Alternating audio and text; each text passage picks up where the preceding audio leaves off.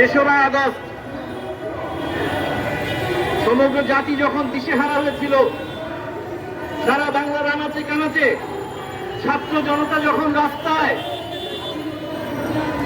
তখন রাজনৈতিক উচ্চাভিলাষ পরিহার করে সেই মাফিয়া যখন, আপনাদের মনে আছে কিনা, সেই মাফিয়া যখন তার সমস্ত হায়না বাহিনী লেলিয়ে নিয়েছিল, কতটা মজলুম হয়ে ছাত্র জনতা আপামর জনসাধারণ তখন বলে উঠেছিল, গণতন্ত্রকামী মানুষ কতটা জুলুমের শিকার হয়ে সেদিন বলে উঠেছিল এই মুহূর্তে দরকার সেনাবাহিনীর সরকার। মনে আছে আপনাদের? কতটা জুলুমের শিকার হলে এই কথা তারা বলতে পারে?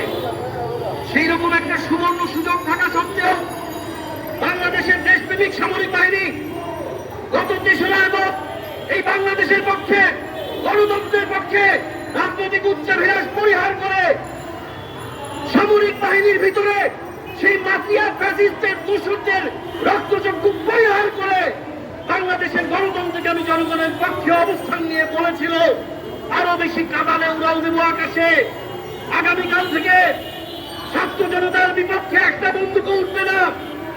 সেদিন সেই হায়নার দলের প্রধান সেই মাফিয়া ডাইনি হাসিনার তলবি বাহকরা যারা, তাদের পায়ের নিচে আর মাটি ছিল না। আজকে মনে রাখতে হবে,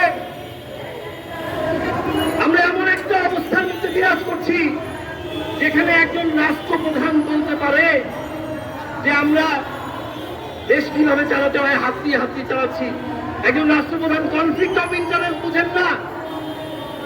অবশেষে আপনাকে জল ঘোলা করে একটু আগেই সংবাদ পেলাম, জনতার মেয়র ইঞ্জিনিয়ার ইশরাক হোসেন ভাইকে হাইকোর্টে তাদের রিট খারিজ করে দিয়েছে।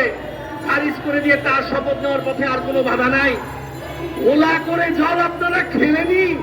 মনে রাখবেন, এই তো গতকাল সেই দেশপ্রেমিক সামরিক বাহিনীর পক্ষ থেকে অভিভাবক জানিয়েছেন, একটা রাজনৈতিক সরকার আমরা দেখতে চাই, no later than 1st January of 2026, if not earlier। মনে রাখতে হবে, ইনশাআল্লাহ আমরা আশাবাদী আছি, যতই জল ঘোলা করেন এই 6ই আগস্টে সেই দোসরা মাফিয়ার দোসররা যখন বলেছিল আজকেই যদি আমরা ক্ষমতা থেকে পড়ে যাই 10 লাখ লোক মেরে ফেলবে, বলছিল না? 10,000ও মরত যদি অবিসংবাদিত নেতা, বাংলাদেশের ঐক্যের প্রতীক, আগামীর বাংলাদেশ যার দিকে তাকিয়ে আছে, তিনি যদি শুধু লন্ডনে বসে সবাইকে না বলতেন ধৈর্য ধরো, তাহলে 10,000 ঠিকই মরত। মনে রাখবেন, 17 বছরের এই নির্যাতনকে অন্তরের মধ্যে ওই একজনের নির্দেশে বাজি চাপা দিয়ে যদি এই দেশ ও জাতির পক্ষে অবস্থান নিয়ে ধৈর্য ধরতে পারে, সেই একটা আঙ্গুলের ইশারায় আল্লাহর উপর ভরসা রেখে আপনারা যদি জল ঘোলা করতে থাকেন, এই যে মানুষের যদি ভোটের অধিকার ফিরিয়ে দেওয়ার অতি দ্রুত রোডম্যাপ দিয়ে পদক্ষেপ না নেন, সেই একটা আঙ্গুলের ইশারায় এই বাংলার আপামর জনসাধারণ গর্জে উঠবে।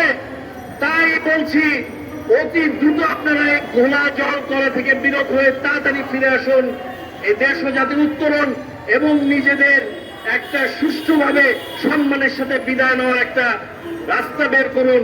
ছিলামাছি থাকবো রাজপথে, দেখা হবে বিজয়ের পথে ইনশাল্লাহ। সবাইকে ধন্যবাদ।